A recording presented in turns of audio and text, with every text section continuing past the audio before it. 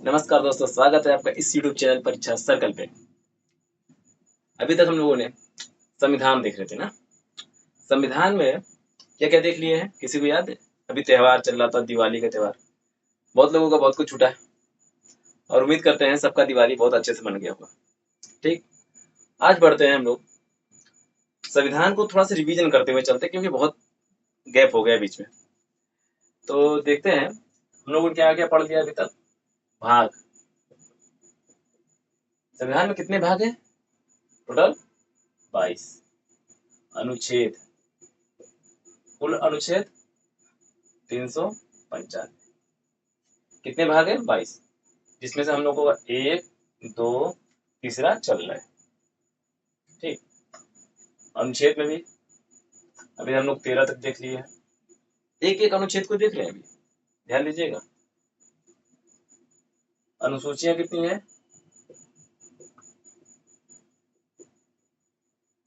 12।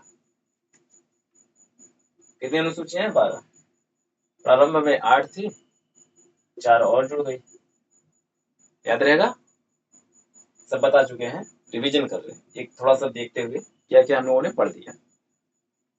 22 भाग, अनुच्छेद 395, अनुसूचियां 12। ठीक, आगे बढ़ते हैं। हम लोगों ने भाग 1 देखा। भाग 1 देख लिया, इसमें क्या था? संघ एवं उसके राज्य क्षेत्र।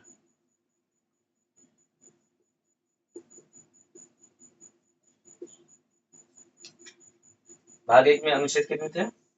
1 से 4 अनुच्छेद। ठीक, 1 से 4 अनुच्छेद भाग 1 में था, जिसमें संघ एवं उसके राज्य क्षेत्र के बारे में बताया गया। कितने संघ में कितने राज्य आते हैं? 28 राज्य। उसके राज्य क्षेत्र में केंद्र शासित प्रदेश कितने हैं? केंद्र शासित प्रदेश पता है? 8। वर्तमान में 28 राज्य हैं और 8 केंद्र शासित प्रदेश है। भाग 1 हो गया। अब देखते हैं भाग 2। भाग 2 में क्या था? रिवीजन चल रहा है, मत कहिएगा जल्दी जल्दी चल रहे हैं। हालांकि बहुत लोगों को सुनने में आया कि बहुत फास्ट चलते हैं, इस समय स्थायी हो गए, आराम से चलते हैं। दूसरा हम क्या बताया था? नागरिकता, सिटीजनशिप जिसको कहते हैं। अनुच्छेद कौन सी है? अनुच्छेद 5 से 11। देख लीजिए इसको अच्छे से।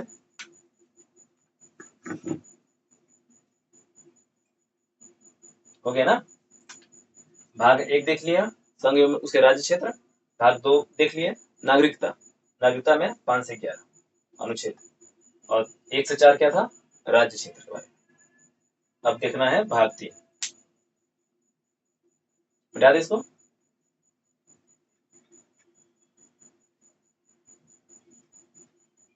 हल्का हल्का रिवीजन करते हुए आगे बढ़ते हैं हम लोग। तो भाग 3 देख रहे हैं। भाग 3 बड़ा ही इंपॉर्टेंट है, बड़ा ही महत्वपूर्ण अर्थात इंपॉर्टेंट है। क्या है इसमें? मौलिक अधिकार, इसी को हम लोग पढ़ भी रहे हैं। मौलिक अधिकार, इसको फंडामेंटल राइट कहते हैं। ठीक, अनुच्छेद कहां से कहां तक है? 12 से 35। याद रहेगा ना? देखते रहिए। भाग 3 मौलिक अधिकार के बारे में बताया गया है, अनुच्छेद 12 से 35 तक में। अनुच्छेद 12 बता, अभी रुक जाइए। मौलिक अधिकार कहां से दिया गया है? यूएसए के संविधान से। संविधान के भाग 3 में अनुच्छेद 12 से 35। याद रहेगा, बड़ा ही सिंपल है, ज्यादा कुछ है नहीं। लिया गया है यूएसए से, अनुच्छेद 12 से 35 भाग 3। सबसे पहले कहां संविधान में शामिल किया गया था? जल्दी हो रहा है ना, आराम से। सबसे पहले ब्रिटेन, हाँ, 1215 में। तो ब्रिटेन में 1215 ईस्वी में सम्राट जॉन, कौन थे? सम्राट जॉन ने कुछ अधिकार अपने नागरिकों को प्रदान किए, कुछ अधिकार दिए। यहीं से मूल अधिकार का कॉन्सेप्ट आता है, जिसे कहा क्या क्या कहा गया? मैग्ना कार्टा, जिसे मैग्ना कार्टा कहा 1215। अब क्या होता है? 1689 आता है। इसमें क्या होता है कि बिल ऑफ राइट आ जाता है। इसको पता है क्या है? देखिए सब बता चुके हैं, अभी खाली सिर्फ और सिर्फ रिवीजन के तहत, रिवीजन करते हुए हम आगे बढ़ रहे हैं, ठीक है ना? तो बिल ऑफ राइट क्या होता है, ये कोई बताए? बड़ा ही सिंपल है बिल ऑफ राइट। अरे कई सारे राजा हैं, अपने प्रजा को अलग अलग अधिकार दिए। जब कई सारे राजा आए यहाँ पे 1215 1689 में कितने राजा आए होंगे, चले गए होंगे, और जो थोड़े थोड़े अधिकार दिए ना, उनको संकलन किया गया और संकलित करके एक पेज पर या फिर एक कॉपी एक रजिस्टर में लिख दिया गया और उसका नाम दिया गया बिल ऑफ राइट। ठीक। अब देखते हैं 1789 होता है,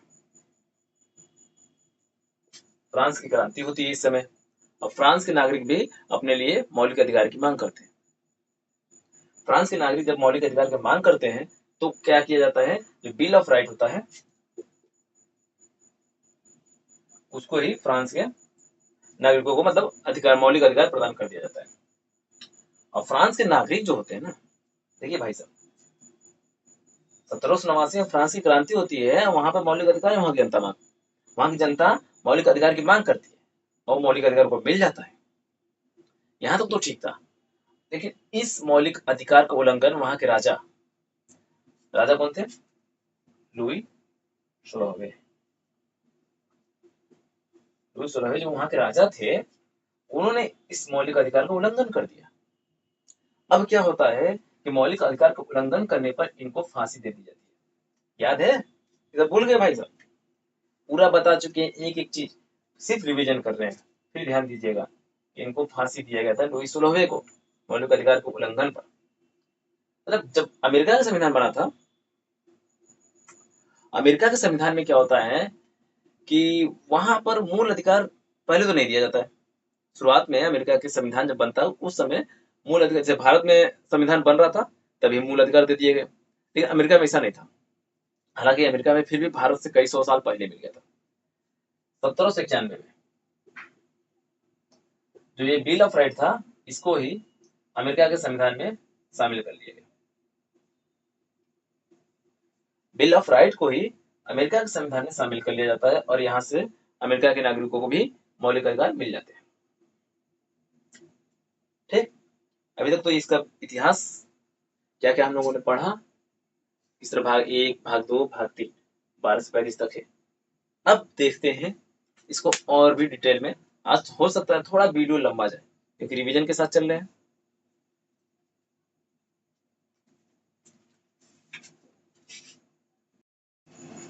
हाँ, तो अब देखते हैं हम लोग भारत के परिप्रेक्ष्य में मौलिक अधिकार। भारत के परिप्रेक्ष्य में क्या है कि हमारे संविधान में कहाँ शामिल किया गया है, तो सबको पता है, अब तो पता ही है ना। भाग 3 याद रहेगा। आर्टिकल की बात करें 12 से 35,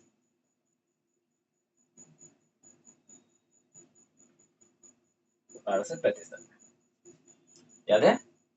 भाग 3 आर्टिकल 12 से 35 अनुच्छेद जिसको कहते हैं, यहाँ पर कहाँ से दिया गया है? यूएस से। ये तो पता ही है सबको। अब देख लेते हैं इसमें क्या क्या शामिल किया गया, क्योंकि इस तरह से हमको लगता नहीं किया जाएगा, इसलिए इसको इससे देखते हैं। चलिए कुछ अनुच्छेद यहाँ देख लेते हैं। ठीक है, जैसे आपका आर्टिकल 12, इसमें राज्य की परिभाषा दिया गया है। आ रहा है कि नहीं पूरा कैमरा में? और पहले करते हैं, शायद ना आ रहा हूँ।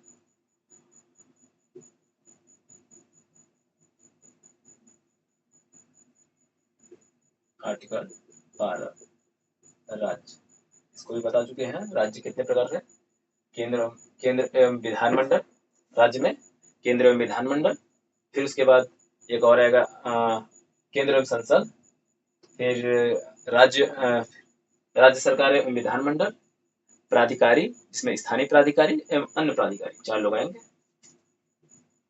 तो पुराना वाला वीडियो या तो अपना नोट्स बनाया हूँ, उसको ध्यान से देख लीजिएगा। 13 में क्या था बताए भाई कोई? मूल अधिकारों से असंगत विधियां जिसे पुनर्विलोकन की शक्ति करते हैं सुप्रीम कोर्ट की और हाई कोर्ट की, इसे हम कहेंगे मूल अधिकारों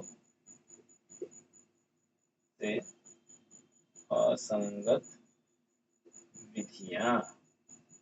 क्या कहेंगे भाई साहब? मूल अधिकारों से असंगत विधियां, ऐसे विधियां जो मूल अधिकारों से असंगत हो, अर्थात उससे भिन्न हो, जो उससे मैच नहीं करती हो, तो उन्हें क्या किया जाएगा? उन्हें सुप्रीम कोर्ट या हाई कोर्ट आर्टिकल, देखिए सुप्रीम कोर्ट जो है आर्टिकल 32 के तहत, हाई कोर्ट अनुच्छेद 226 के तहत क्या करेगी? शून्य घोषित कर देगी, शून्य, जीरो, शून्य घोषित कर देगी। क्या करेगा? बड़ा ही सिंपल है। आर्टिकल 13 मूल अधिकारों से असंगत विधियां, ऐसी विधियां जो मूल अधिकारों से भिन्न है, तो उसे शून्य घोषित कर दिया जाएगा। अब देखते हैं यहाँ पर, यहाँ दिख रहा है ना, हमको लग रहा है यहाँ दिख रहा होगा। तो 12-13 हो गया। अब 14 से 18 ये आपका रहेगा अनुच्छेद। 14 से 18 समानता का क्या?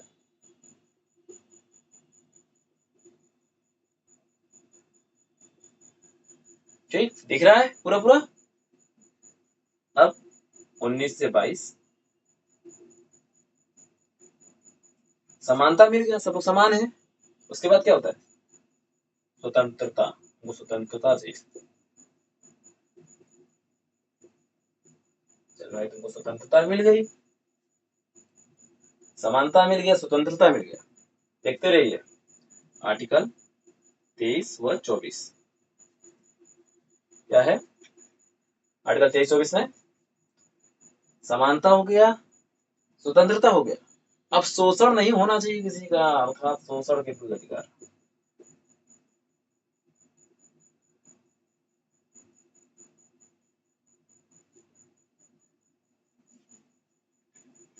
सही है ना? आर्टिकल 25 से 28 तो ज्यादा जल्दी चल रहे हैं। देखिए ये सब भी बता चुके हैं, इसलिए हम थोड़ा फास्ट हो सकता है चल रहे हैं, इसको डिटेल में पढ़ा जाएगा क्योंकि बड़ा इंपॉर्टेंट है। आर्टिकल 19 जो है, आर्टिकल 21 जीवन जीने की स्वतंत्रता, इसी में पुलिस उलिस गिरफ्तार कर लेगा तो क्या काम करना है, क्या क्या पुलिस के अधिकार है, क्या क्या जनता का अधिकार है, सब लिखा हुआ है, कहीं भटकने की जरूरत नहीं है। अब यहाँ पर धार्मिक स्वतंत्रता,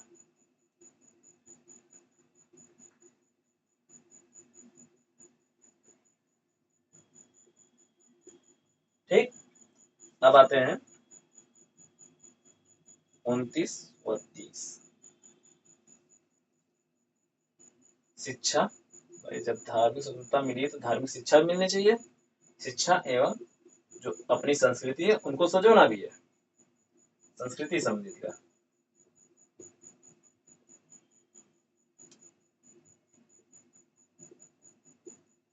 ठीक। अच्छा आर्टिकल 31 पता है हट गया है, 31 का और खा जोड़ दिया गया है बाद में, लेकिन 31 हट गया है। तो आर्टिकल 32 यहाँ पे देख रहे हैं, इसको कहते हैं संवैधानिक उपचारों का अधिकार।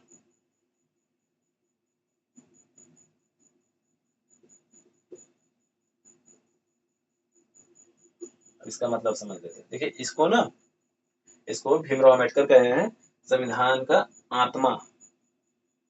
कहे भाई बड़ा ही इंपॉर्टेंट है। ये सब जो संविधान दिया गया है कि ये नहीं होना चाहिए, ये नहीं होना चाहिए, स्वतंत्र समानता होनी चाहिए, स्वतंत्रता होनी चाहिए, शोषण नहीं होना चाहिए, धार्मिक स्वतंत्रता होनी चाहिए, फॉलो कोई नहीं करेगा तो लोग कहाँ जाएंगे? तो सुप्रीम कोर्ट में जाएंगे। और सुप्रीम कोर्ट क्या करेगा? आर्टिकल 32 के तहत रीट जारी करेगा। इसके बारे में भी डिटेल से पढ़ा जाएगा। यहाँ देखते हैं। अच्छा जो मूल संविधान थे उसमें 7 प्रकार के मौलिक अधिकार बताए गए थे, दिख रहा है कितने? 7। वर्तमान में कितने हैं? 6। याद है? वर्तमान में 6 मौलिक अधिकार है। मूल संविधान में कितने थे? 7 थे। एक और कहाँ गया, किसी को पता है? एक बच गया, वो था 19(1)(f) में। 19(1)(f) में संपत्ति का अधिकार। संपत्ति का अधिकार।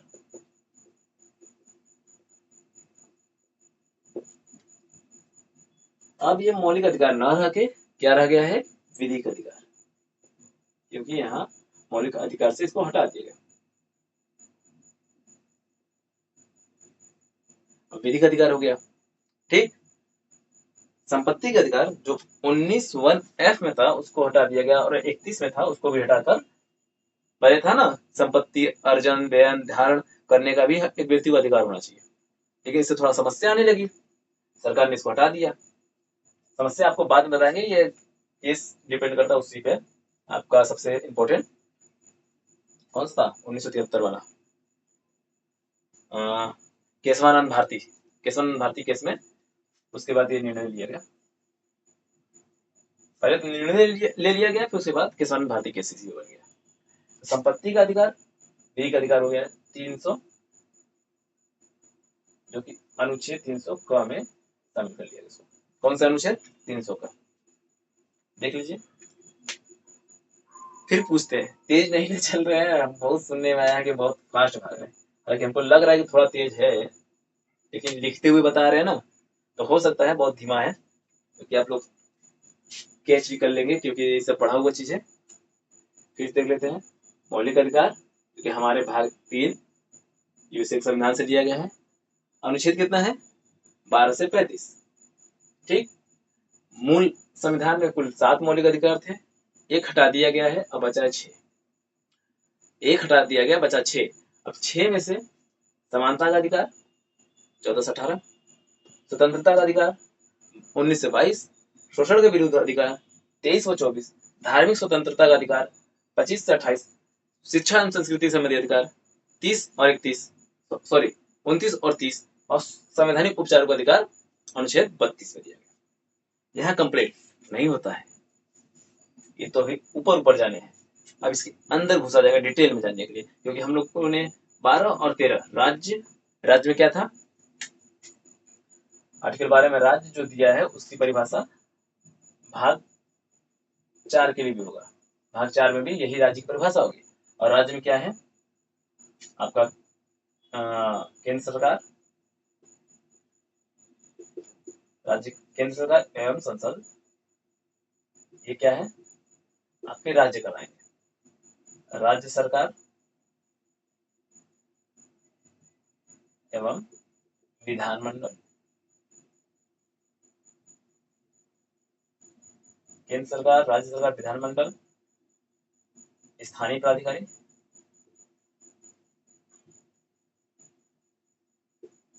और अन्य प्राधिकारी। डिटेल में वीडियो है इसका पिछला, आप लोग देख सकते हैं। अभी सिर्फ रिवीजन कर लेते हैं मोटा मोटा। केंद्र सरकार, राज्य सरकार, स्थानीय प्राधिकारी, अन्य प्राधिकारी, इन लोगों को नियम कायदे कानून बनाने की छूट रहती है, उससे प्रवर्तनीय कराने की छूट रहती है, इसलिए राज्य कराते हैं। कई सारे वादे हैं जिनको अन्य प्राधिकारी में शामिल किया गया है, जैसे आपका एनसीईआरटी, ये नहीं है, लेकिन भारत पेट्रोलियम निगम, यूनिवर्सिटी, ये सब क्या है? अन्य प्राधिकारी के भाग है। और स्थानीय प्राधिकारी में क्या आते हैं? जैसे आपका पंचायत, जिला पंचायत, और आपका स्थानीय प्राधिकारी में नगर निकाय, ये सब क्या है? स्थानीय प्राधिकारी। इसके अगले स्लाइड में देखते हैं लोग, इसके आगे का। हाँ, तो अभी तक हम लोगों ने एक एक अनुच्छेद को देख लिया अच्छे से। अब उसको डिटेल में थोड़ा देखते हैं। जैसे अनुच्छेद 14, अनुच्छेद 14 कहता है, क्या कहता है? भारत में, कहां पर? भारत में सभी व्यक्तियों को विधि के समक्ष समता, जिसे समानता कहते हैं, विधि के समक्ष समता एवं विधियों का समान संरक्षण प्रदान करता है। अनुच्छेद 14 क्या कहता है? एक तो विधि की समझ समता होनी चाहिए, समता अर्थात इक्वलिटी होनी चाहिए, और विधियों का समान संरक्षण, किसको? व्यक्तियों को। यहाँ पर नागरिकों को नहीं लिखा है, व्यक्तियों को। इसमें अपने देश के व्यक्ति भी हो सकते हैं और विदेश के व्यक्ति हो सकते हैं। सभी हमारे देश में विधि के समक्ष समान है। जो हमारी विधि है, जो हमारी संविधान है, उसके सामने सभी क्या है? एक समान है। ठीक। और विधियों का समान संरक्षण प्राप्त है। जो विधि के समान समता का जो कॉन्सेप्ट है, ये लिया गया है ब्रिटेन से, प्रोफेसर डायसी द्वारा। कॉन्सेप्ट प्रोफेसर डायसी द्वारा दिया गया है। किसके समझ? विधि के समझ समता का अधिकार। ठीक। अब ये तो कह दिया कि विधि के समझ सभी समता का अधिकार है। अब इसको डिटेल में आगे बताया गया, जैसे अनुच्छेद 15 कहता है। अच्छा, अनुच्छेद 15 ना, अनुच्छेद 15 में कुल 5 भाग दिए, जैसे अनुच्छेद 15(1), अनुच्छेद 15(2), 15(3), 4, 5, ऐसे करके कुल 5 दिए, जिसमें से अनुच्छेद 15(1) और 2 क्या है? यह मौलिक अधिकार है, लेकिन मौलिक अधिकार है। अब 3, 4, 5 क्या है? इसमें ना 3, 4, 5 में उसके अपवाद दिए गए। जैसे अब जैसे क्या होता है कि जैसे कि अब ये कह दिया किसी केवल धर्म, मूल्यवान जाति, लिंग, जन्मस्थान अथवा इनमें से किसी भी आधार पर, क्या बोला है? केवल धर्म, मूल्यवान जाति, लिंग अथवा स्थान अथवा जन्म स्थान या इनमें से किसी भी आधार पर नागरिकों से विभेद, मतलब भेदभाव नहीं किया जा सकता। कौन नहीं करेगा? राज्य। ऐसा करने से राज्यों को रोकता है कि भाई आप भेदभाव नहीं कर सकते। किसके आधार पर? धर्म के आधार पर, जाति के आधार पर, लिंग के आधार पर, जन्म स्थान के आधार पर, मूल वंश के आधार पर आप भेदभाव नहीं कर सकते। केवल शब्द का बहुत बड़ा ही महत्व है। अर्थात इसके अलावा हम लोग भेदभाव कर सकते हैं। हाँ, अनुच्छेद 15 क्या है? ये नागरिकों को संबंधित है। यह मौलिक अधिकार किसको प्राप्त है? नागरिकों को। अर्थात विदेशी जो आएंगे उनके साथ भेदभाव किया जा सकता है। दूसरा क्या कहता है? अनुच्छेद 15(2). अच्छा, ये तो 15(1) कहता है राज्य नहीं कर सकता, लेकिन ये एक कदम उससे आगे है। कहता है राज्य और व्यक्ति दोनों को भेदभाव करने से रोकता है। कभी कभी होता है ना, जैसे सरकारी तालाब में कुछ लोग आए, ऊंचे कास्ट के हैं हम, यहाँ पर निम्न कास्ट वालों को आना मना है, तो कहता है ऐसा नहीं चलेगा। यदि वो राज्य द्वारा पोषित है तो कोई व्यक्ति भी वहां इस तरह से भेदभाव नहीं कर सकता। कोई सार्वजनिक शौचालय हुआ या स्नानागार हुआ या आपका कोई होटल हुआ, तो ये सब जगह भेदभाव करने से कौन रोकता है? 15(2). किसको रोकता है? व्यक्ति को, राज्य को कोई भी नहीं कर सकता ऐसा कर। अच्छा, 15(3), 15(4), 15(5) क्या है? इसके अपवाद है। इसको हम अगले स्लाइड में देखते हैं, इसके अपवाद कौन कौन से हैं।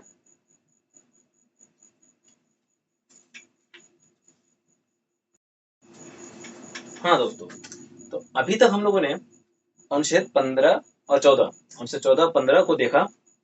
अब 15(1) और 2 को देखिए बहुत ही बेहतरीन तरीके से।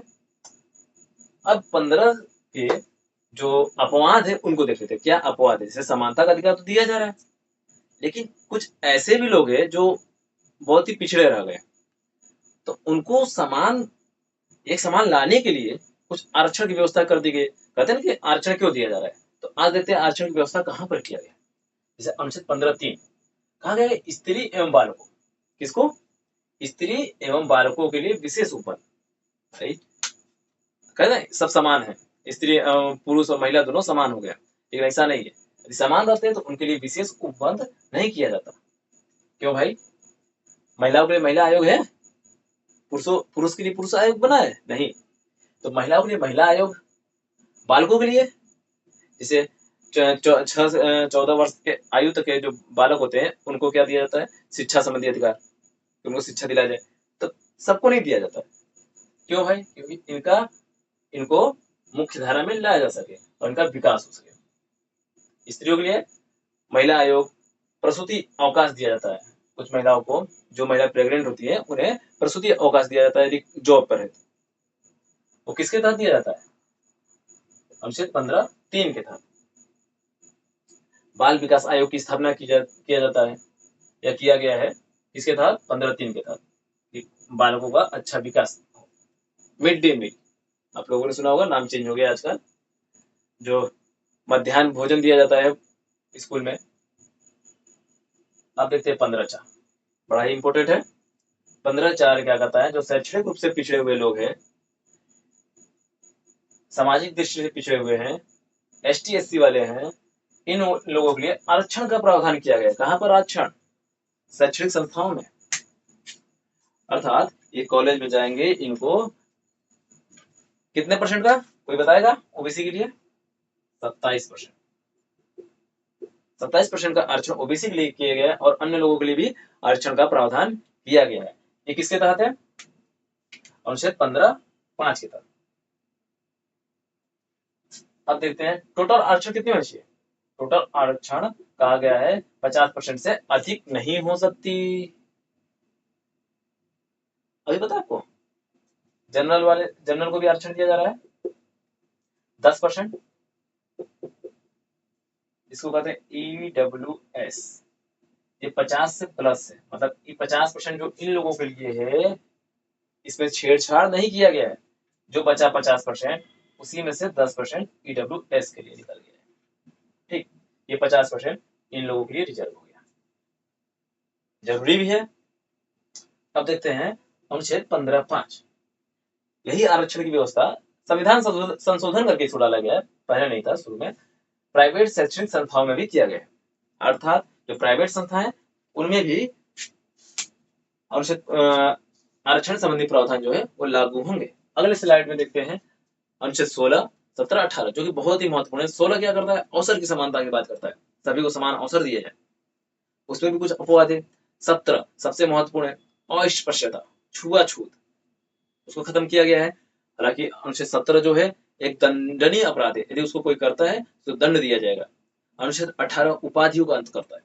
अगले स्लाइड में इसको अच्छे समझते हैं। हाँ, तो अब देखते हैं अनुच्छेद 16। अनुच्छेद 16 बड़ा ही महत्वपूर्ण है, ध्यान दीजिएगा इसको। अवसर की समानता की बात करता है। किसका? अवसर, इक्वलिटी ऑफ अपॉर्चुनिटी। किसको अवसर मिलना चाहिए? सभी को। मतलब अर्थात कोई लोक पद है या सरकारी नौकरी है, सीधी सीधी अर्थों में, कोई घुमा फिरा नहीं, सरकारी नौकरी कोई निकला तो उसमें क्या कहा गया? सभी को समान अवसर मिलना चाहिए। अच्छा, सभी को समान अवसर से इसका तात्पर्य ये मत लगाइएगा तो उसकी कुछ अपने अर्हताएं अर्थात क्वालिफिकेशन नहीं होगी। अर्थात कोई क्लर्क का पोस्ट है, और कोई IAS का पोस्ट है, अब दोनों में सभी लोग चल जाएंगे एग्जाम देने? नहीं ना। इसमें कर दिया 12वीं पास वाले आ सकते हैं, इसमें कर दिया ग्रेजुएट वाले आ गए। ठीक, अब 12वीं पास ग्रेजुएट क्या हुआ? अर्हताएं डिसाइड हो सकती है, उसके मापदंड। अब कोई आर्मी में जा रहा है तो उसके लिए हाइट होनी चाहिए, सीना होनी चाहिए, चेस्ट होनी चाहिए, अब हर चीज डिसाइड रहता है। तो ये होती है अर्हताएं, जो सरकार अपने मन से डिसाइड कर सकती है। मन से क्या, मनमाना नहीं होनी चाहिए, अकॉर्डिंग टू जॉब, जैसा जॉब है वैसी अर्हताएं होनी चाहिए। लेकिन सरकार कहती है, अर्थात अपनी संविधान कहता है कि सरकार राज्य के अधीन किसी भी पद पर अर्थात सरकारी नौकरी पर नियोजन या नियुक्ति के संबंध में सभी नागरिक, देखिए यहाँ पर नागरिक दिया है, नागरिक से क्या समझते हैं? विदेशी को नहीं, अपने देश वालों को समान अवसर प्राप्त होंगे। इसके अपवाद भी है। दूसरा में यही बताया गया है, लिंग, जाति, धर्म, स्थान के आधार पर भेद नहीं किया जा सकता है। उसमें भी उद्भव एक अलग से और निवास स्थान जोड़ दिया गया। ठीक, अनुच्छेद 15, 16 एक हो गया, अवसर की समानता बात करता है। हालांकि पूछेगा बस इतना, तो अनुच्छेद 16 में क्या दिया गया? अवसर की समानता। लेकिन थोड़ा सा इसको डिटेल में देख लेते हैं और इसके अपवाद को। 16(3) निवास संबंधी अर्हताएं। यदि कोई राज्य है जो पिछड़ा हुआ है, अपने निवासियों को विशेष अर्हताएं मतलब छूट देना चाहता है, तो अनुच्छेद 16(3) का उपयोग करके वो दे सकता है। भाई सही बात है, जैसे बिहार हो गया, हर बार बिहार देता नहीं है, बिहार भी देता है। बिहार हो गया, उत्तर प्रदेश हो गया, ये सब कुछ राज्य पिछड़े हुए हैं और अपना उधर के साइड में पूर्वांचल के कुछ मतलब पूर्वोत्तर के कुछ राज्य, बहुत सारे राज्य जो पिछड़े हैं, मणिपुर, मेघालय, त्रिपुरा, मिजोरम, वो अपने लिए विशेष बंद कर सकते हैं निवास के आधार पर। अनुच्छेद 16(4), अनुच्छेद 16(4) क्या होता है? ओबीसी के लिए आरक्षण।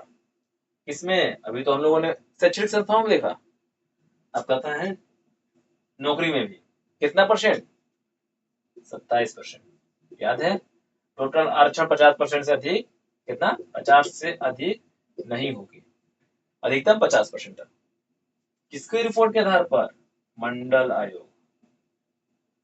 बड़ा ही अभी कुछ दिन पहले न्यूज में बहुत ज्यादा था मंडल आयोग, जिसके सिफारिश पे ही ये 50% और 27% का कॉन्सेप्ट आया है। और जातियों के आधार पर आरक्षण की व्यवस्था मंडल आयोग की देन है। हाँ, इन्होंने ये कहा कि 27% ये ओबीसी के लिए है, लेकिन चाहे तो इसको दो भागों में बांट सकते हैं, एक क्रीमी लेयर संपन्न वर्ग, एक नॉट क्रीमी लेयर संपन्न वर्ग नहीं है। संपन्न वर्ग वाले अपने आरक्षण को छोड़ देंगे और जो संपन्न वर्ग नहीं है वो आरक्षण का लाभ उठाएंगे। ठीक। अनुच्छेद 16(5), 16(5) क्या कहता है? धर्म के आधार पर विभेद। अब कुछ ऐसी संस्थाएं, 16(5) क्या होता है? धर्म के आधार पर कुछ ऐसी संस्थाओं की स्थापना जो संसद के माध्यम से हुई है, लेकिन उसमें धार्मिक व्यक्ति जो उस धर्म से संबंधित, जैसे कि क्रिश्चियन के लिए हुआ है तो क्रिश्चियन वाले लोग जाएंगे, हिंदू के लिए हुआ है तो हिंदू वाले लोग, मुस्लिम के लिए हुआ तो मुस्लिम वाले लोग उसमें उसका मतलब उसमें नियुक्त होंगे, तो उसके लिए ये विभेद किया जा सकता है धर्म के आधार पर। ठीक ना, बड़ा ही सिंपल है। 17, 18 भी देख लेते हैं अगले स्लाइड में।